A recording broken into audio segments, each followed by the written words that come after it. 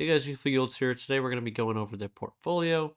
So to start off, I wanted to go over the week for the S&P 500. So you can see here that the S&P 500, there's a lot of green in a lot of areas. Some areas didn't do too well, like utilities. You can see that's a big kind of reddish, grayish block. So there's that, but overall, I'd say it's a pretty green week. And it kind of coincides with what we saw on the 7-day performance for SPY, sitting around at 1.59%. So pretty good there. While we're on this page, you can see that we have around 1.16% up on our total portfolio, 1.94 on our Composer portfolio, 1.96 on our M1 Finance portfolio, and down 0.66 on our Webull portfolio. So obviously the Composer portfolio is doing something good because it's still consistently beating SPY. You can see here, 7-day it beat it, 30-day it's beating it, 90-day it's beating it. It's almost out of its negative rut, so slowly but surely are getting there, which is pretty exciting. You can see here we did actually beat, just as a recap,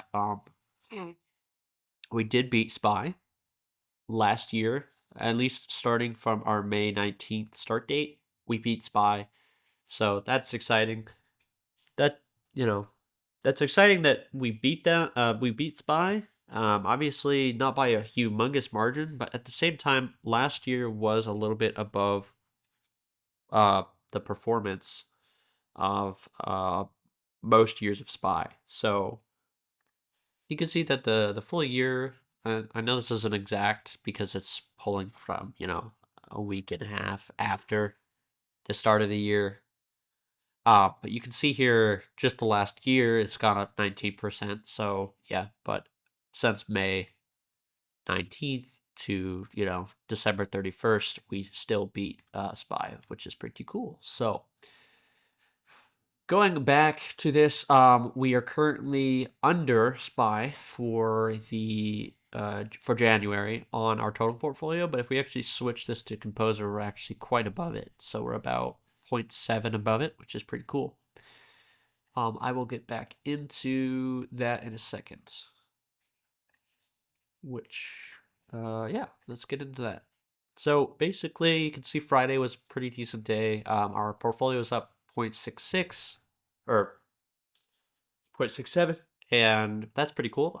There's a few other ones that were up higher, but ultimately our weight on the portfolio on those is extremely small. So this is mostly for testing purposes, and I will get into that as well later.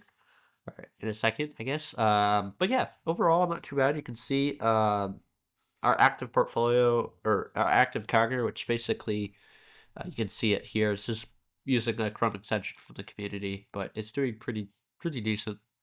There's some ones that are beating our current one, but obviously they don't have the length that our Range Concise does. You can see this one's running at 35 days, and the other ones are on 16 days. So ultimately, there's not that much data on these, so I can't really say that those are better or any worse.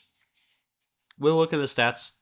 I guess right now we could do that. So if I go to ICDB here and I sign into my account, actually it appears something's broken on the side, so that will have to be addressed later. But overall, I think the performance is not doing too bad.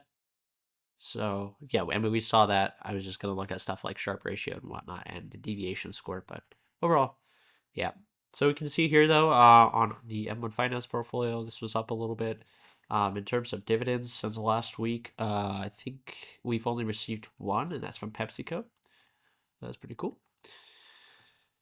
If we come into the portfolio here, in terms of top gainers, 8% up on consumer discretionary, which is phenomenal. Obviously, Amazon, Costco, and Home Depot all up around 8 or 9%, which is pretty cool.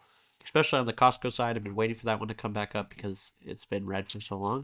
Then we have industrials. The biggest gain there was from Honeywell, and as well as Deere did pretty good as well.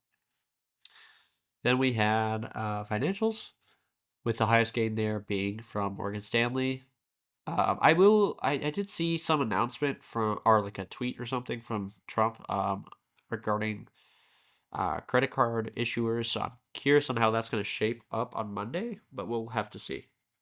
Also, whether or not that's actually going to come to fruition, I don't know. We'll see. In terms of biggest losers this last week, we can see the biggest one there was AMD, down 9%. That's crazy. Then we have healthcare down 4% on ABBV. And last but not least, utilities. The biggest one there was NextEra. So, but not that much movement. Go to the holdings here. We can see AMD is still doing fantastic for us. Google actually has gone up, and so now it's almost at 100%, which is super nice. And if we go back on here, now we only have what, 6 stocks here that are in the red, and most of those, like we have like these 3 are pretty close. I would say AMT's still very much a dying horse in this race, but we'll have to see. And same with Procter and Gamble. Obviously, I'm gonna keep on to these because first of all, they're such a small part of our portfolio that it doesn't really matter unless they go to zero. That I don't really want to change anything. Um, but yeah, Costco I think was something crazy. I think it was very close to Procter Gamble last week or something of that sort. So seeing it only around 3% down is pretty nice, I will say. And it does pay dividends from what I understand. If I remember correctly, let's see. Do they have dividends? I don't know if they have dividends on this page. Uh, anyways, I'm pretty sure they do. Anyways, my point is we're doing pretty good on this side still, despite funny enough, we are underperforming SPY for the last 7 days, but actually for the last 30 days and the last 90 days and the last year, we're actually doing pretty well. So yeah, we will see. Last but not least, the Webull portfolio, which just holds as MSTZ. So this one didn't really do a whole lot. It actually went down a little bit. You can see that Monday started down almost 10% down, then it went up 8%, then went down 4%, then went down another 6%, then went down or up 11%. So this stock's super volatile. We all know this. In fact, if I go over here and if I extend this to the full range here,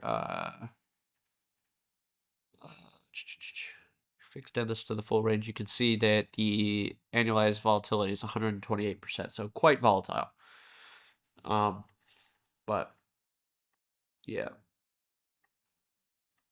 Anyways, no real updates. I'm not gonna be. Let's see, No, I won't be buying anything until probably next week. Maybe I do something on Friday. I'm not sure.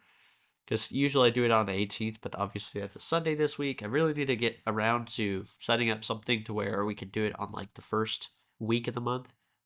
Um, I just don't know if a lot of these platforms have that ability. So, it's kind of difficult to come up with that because I think they allow you to say, okay, you can do like I'll have to check. They might have that. And well, I don't actually have any auto deposits set up.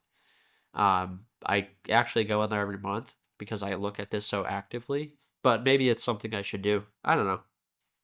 Anyhow, that is it for me, guys. And as always, I wish you guys a well-to future.